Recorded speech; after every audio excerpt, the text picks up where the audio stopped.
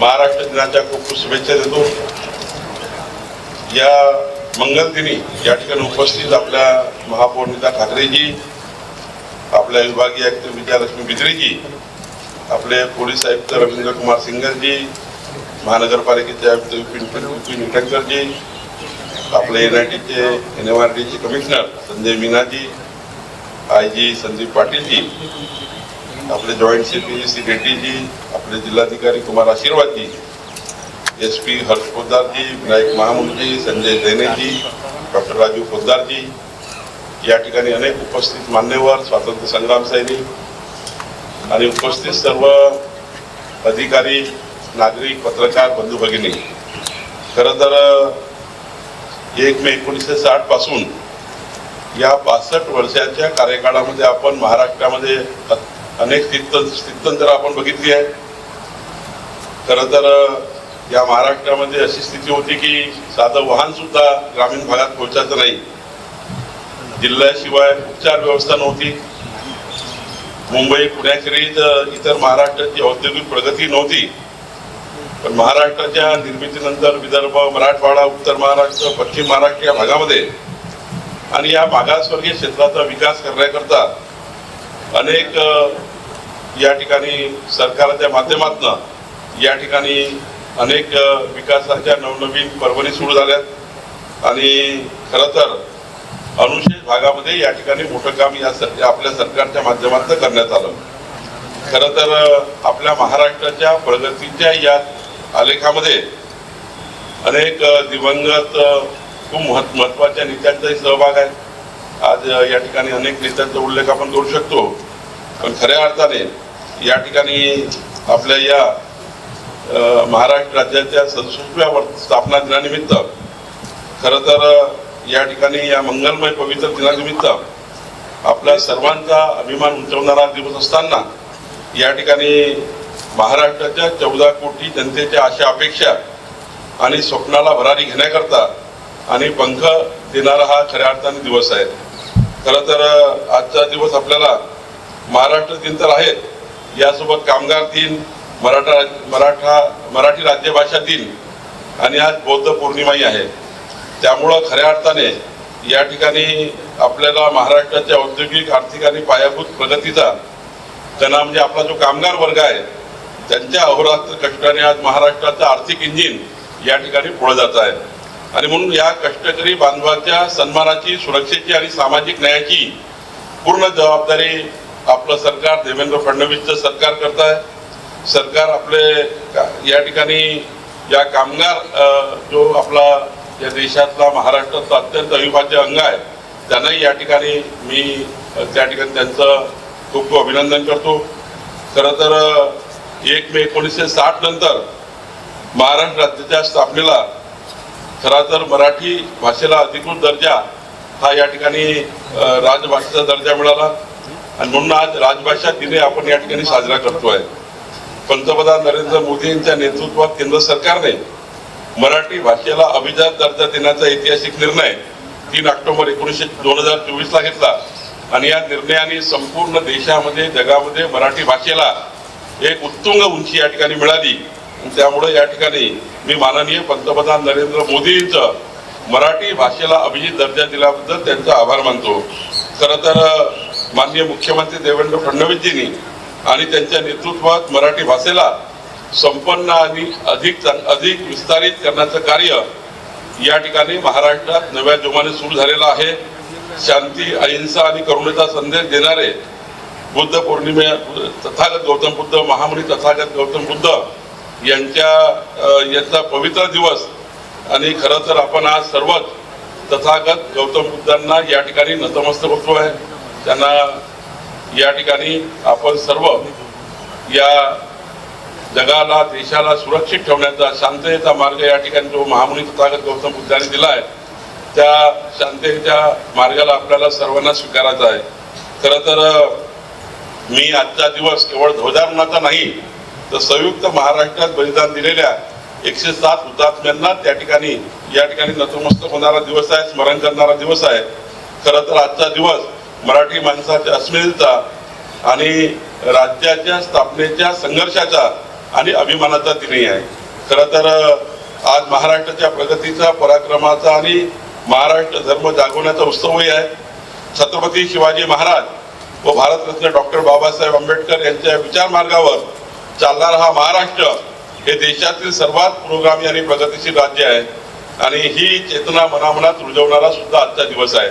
खरं तर सामाजिक समतेचा विचार साता समुद्रापलीकडे नेण्यासाठी ज्या महामानव डॉक्टर बाबासाहेब आंबेडकरजींनी आपलं संपूर्ण आयुष्य या ठिकाणी दिलं, हा भाग म्हणून या ठिकाणी लंडनमध्ये डॉक्टर बाबासाहेब आंबेडकरजीच्या नावाने कायमस्वरूपी अध्यासन करण्याचा निर्णय महाराष्ट्र सरकारने घेतला आहे. आणि एवढंच नाही, महाराष्ट्राला अविरत प्रगतीपथावर नेण्याचा संकल्प या महाराष्ट्र दिनानिमित्त आपलं सरकार करत आहे. देवेंद्र फडणवीस सरकार आज अनेक गोष्टी या महाराष्ट्रामध्ये, अनेक विकासाच्या योजना या महाराष्ट्रात जाहीर करत आहे. क्रांतीसूर्य महात्मा ज्योतिराव फुले यांचे 200वे जयंती वर्ष या ठिकाणी आहे. खरं तर 11 एप्रिल 2026 पासूनच सुरू झाला आहे आणि त्यामुळं 10 एप्रिल 2026 ते 10 एप्रिल 2027 हे वर्षभर या राज्यामध्ये महाराष्ट्र सरकार आणि भारत सरकार मिळून या ऐतिहासिक प्रसंगाला सामाजिक समता, शिक्षण व महात्मा ज्योतिबा फुले यांच्या विचाराच्या प्रसारासाठी राष्ट्रव्यापी उत्सवाच्या माध्यमातून एक राष्ट्रव्यापी उत्सवाचं स्वरूप देण्याचा निर्णय सरकार करत आहे. आणि मग असं करत असताना परवा आपण बघितलं असाल, गोदा ते नर्मदा यात्रा आपण काढली. यात्रेचा समापन मी महेश्वरमध्ये केला आणि तेव्हा पुण्यश्लोक लोकमाता अहिल्यादेवी होळकर यांच्या राजधानी असलेल्या महेश्वरमध्ये तिथून पासून तर महाराष्ट्राच्या कानाकोपऱ्यामध्ये या ठिकाणी हे त्रिशताब्दी वर्ष म्हणून राज्यभर आपण या ठिकाणी 14 कोटी जनतेपर्यंत सर्वांचा सहभाग घेऊन या ठिकाणी पुढे जातो आहे. एवढंच नाही, या ठिकाणी आपल्या समाज प्रबोधनांनी स्वच्छतेचा संदेश घरोघरी पोहोचवण्याकरता संत गाडगे बाबा यांचा 150वा जयंती वर्ष या ठिकाणी आहे आणि ते या ठिकाणी आपल्याला खऱ्या अर्थाने गावोगावामध्ये या ठिकाणी संत गाडगे बाबांच्या विचाराचा प्रचार प्रसार करण्याकरता या ठिकाणी आपण काम करतो आहे. खरं तर संत गाडगे बाबा या ठिकाणी 150वी जयंती वर्षाच्या निमित्ताने अमरावती जिल्ह्यात या ठिकाणी जन्मस्थान आहे, जी कर्मभूमी आहे, त्याला एकत्रित जोडून संत गाडगे बाबा तीर्थक्षेत्र सर्किट निर्माण करण्याची योजना शासनाने तयार केली आहे आणि संपूर्ण तीर्थक्षेत्र विकसित करण्याची महत्त्वपूर्ण योजना आपण अमरावती जिल्ह्यात करतोय. एवढंच नाही, या ठिकाणी आज 800 वर्षाची समृद्ध आध्यात्मिक परंपरा लाभलेल्या महानुभाव पंथाचे संस्थापक सर्वज्ञ चक्रधर स्वामी यांच्या पदस्पर्शनाने पावन झालेल्या मंदिरांना शासनाने मान्यता दिली आहे. राज्यात 17 जिल्ह्यातील 800च्या वर जे प्राचीन तीर्थक्षेत्र आहे ते सातबाऱ्यावर या तीर्थस्थळाची नोंद नव्हती. 700 वर्षापूर्वी नोंद आहे, पण मात्र मधल्या काळाची नोंद नव्हती. आता श्री सर्वज्ञ चक्रधर स्वामी महाराजांचे सर्व मंदिर या ठिकाणी सातबारावर एंट्री करण्याचा निर्णय सरकारने घेतला आहे आणि त्यामुळं या ठिकाणी या सर्व निर्णयाच्या माध्यमातून आणि पुढे जाऊन आपण भाद्रपद शुक्ल द्वितीयेच्या महाराष्ट्र सरकारने सर्वज्ञ चक्रधर स्वामी यांचा अवतार दिन सुद्धा साजरा करण्याचा निर्णय आपण घेतला आहे. एवढंच नाही, या महाराष्ट्राला थोरा मोठ्याच्या आशीर्वादाने आणि सर्वांच्या प्रेरणेने माननीय मुख्यमंत्री देवेंद्र फडणवीस यांच्या कुशल नेतृत्वामध्ये महाराष्ट्रामध्ये या ठिकाणी अभिमानाने विकासाची, प्रगतीची वाटचाल करण्याचा निर्णय सरकार करत आहे. म्हणून या ठिकाणी देवेंद्र फडणवीस सरकारने जे 26-27 जे या ठिकाणी सामाजिक समता व समरसता वर्ष म्हणून साजरा करण्याचा निर्णय आपल्या सरकारने घेतला. आपलं सरकार शेतीच्या हिताचा, शेतकरी समृद्धीचा विचार करत आहे. मुख्यमंत्री देवेंद्र फडणवीस यांच्या नेतृत्वामध्ये शेतकऱ्याकरता परवा एक स्वतंत्र वीज कंपनी तयार करण्यात आली आणि 16,000 मेगावॅट या ठिकाणी नवीन डिस्ट्रीब्युशनची योजना केवळ शेतकरी आणि शेतकऱ्यांना दिवसानी 12 तास वीज द्यावी याकरता आपण तयार केली.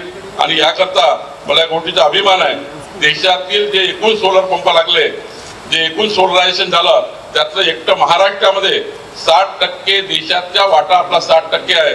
हे देशाकरता, महाराष्ट्राकरता महत्वाचं आहे आणि म्हणून या कामगिरी करता देवेंद्र फडणवीस सरकारला Guinness book of world record मध्ये या ठिकाणी मान मिळाला आहे. मी माननीय देवेंद्र फडणवीसजीचं मनापासून अभिनंदन करतो, आभार मानतो. खरं तर 2030 पर्यंत हे महाराष्ट्र राज्य 52% वीज निर्माण करणार आहे, देशातलं 52% वीज निर्माण करणारं आपलं राज्य होणार आहे.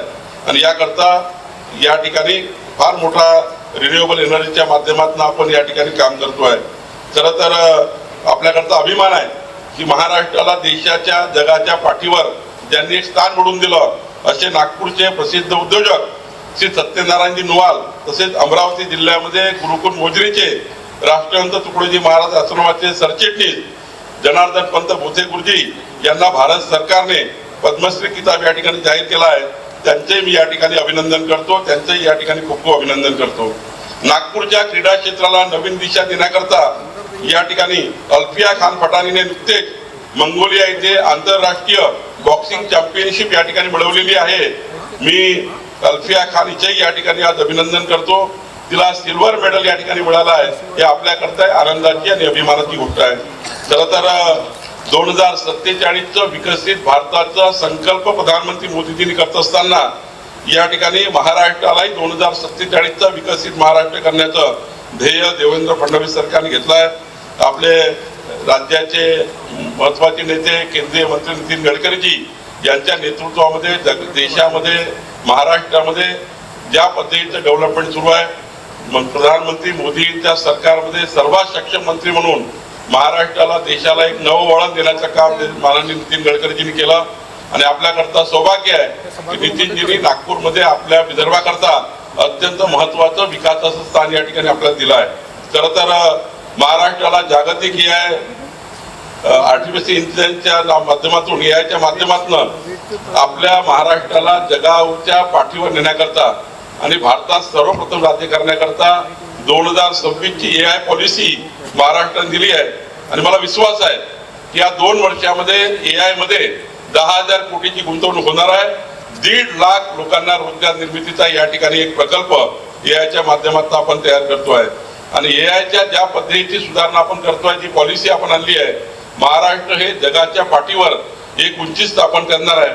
खरं तर या ठिकाणी जो यावर्षीचा अर्थसंकल्प देवेंद्र फडणवीसजींनी मांडला आहे, या अर्थसंकल्पामध्ये या ठिकाणी मला अभिमान आहे की प्रगती, शाश्वत, सर्वसमावेशक, सुशासन आणि गतिमान असे महाराष्ट्राचे विकासाचे जे स्तंभ आपण तयार केले, या स्तंभामध्ये या ठिकाणी 7,69,00,000 कोटीचा बजेट या ठिकाणी जे विकासात्मक बजेट आपण सादर केलं. त्यामुळे शेतकरी कर्जमाफी असेल, शाश्वत शेती असेल, पायाभूत सुविधा असेल, महिला सक्षमीकरण असेल, नदी जोड प्रकल्प असतील, हरित तंत्रज्ञान असेल, शहराचे विकास असतील, स्टार्टअप योजना असतील, या ठिकाणी जवळपास 8 लाख कोटी रुपयाचं बजेट या ठिकाणी देवेंद्र फडणवीस सरकारने दिलं. आणि त्यामुळं आणि सर्वात महत्वाचं, यावर्षी आपण 1,000 लोकसंख्येचे सर्व गावं कॉन्क्रीट रस्त्याने जोडण्याचा निर्णय सरकारने केला, हे या ठिकाणी अत्यंत महत्वाचं आहे. खरं तर आरोग्य आयुक्तालयाची स्थापना या ठिकाणी महाराष्ट्रामध्ये होते आहे. एवढंच नाही तर नागपूरला आणि विदर्भाच्या विकासाला मोठा बूस्टर या अर्थसंकल्पातून देवेंद्र फडणवीसजींनी केला आहे. रामटेकचं पर्यटन असेल, स्थानिक रोजगाराकरता नवरगाव येथे भव्य, आता यावर्षी आपण मागच्या 15 वर्षापासून ज्या विषयाचा आपण पाठपुरावा करायचो, नागपूरमध्ये मोठी चित्रनगरी मंजूर झालेली आहे आणि रामटेकच्या नवरगावमध्ये ही या ठिकाणी चित्रनगरी होते आहे, हे आपल्याकरता महत्वाचं आहे. खरं तर महाकवी कालिदास यांचे महान कार्य आणि समृद्ध वारसा असलेल्या पुढच्या पिढीला महाकवी कालिदासांचा वारसा या ठिकाणी समृद्ध इतिहास कळावा म्हणून एक मोठं या ठिकाणी सेंटर आपण या ठिकाणी रामटेकला तयार करतोय. आणि संत कालिदासाच्या नावाने, महाकवी कालिदासाच्या नावाने एक चित्रपटही या ठिकाणी तयार करतोय. मी या ठिकाणी नागपूरला एक शक्तिशाली ग्रोथ हबचा विकास या ठिकाणी होणार आहे.